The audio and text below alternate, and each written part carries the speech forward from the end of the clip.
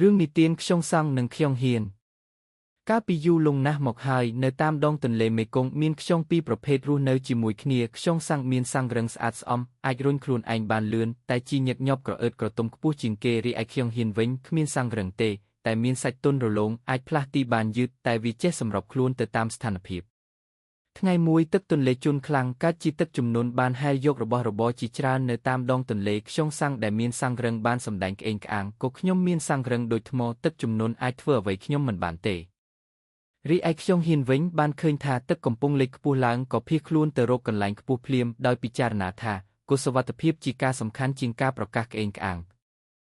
នៅពេលទឹកជំនន់មកដល់ខ្យងសាំងបានលេចក្នុងសាំងរបស់វាដោយគិតថាសាំងរឹងរបស់វាអាចការពារបានគ្រប់ទាំងស្ថានភាពតែទឹកជំនន់ខ្លាំងណាស់បានលើកយកខ្យងសាំងទៅជាច្រើនគីឡូម៉ែត្រហើយបោះចោលនៅលើគេហទំព័រក្រៅដែលគ្មានទឹកហើយក្តៅយ៉ាងខ្លាំង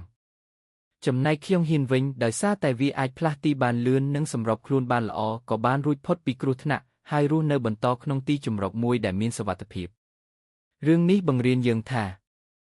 1ការអាណាព្យាបាលខ្លួនឯងតាមស្ថានភាពពិតប្រាកដគឺល្អជាងការភ័ន្តច្រឡំនឹងភាពរឹងមាំខាងក្រៅ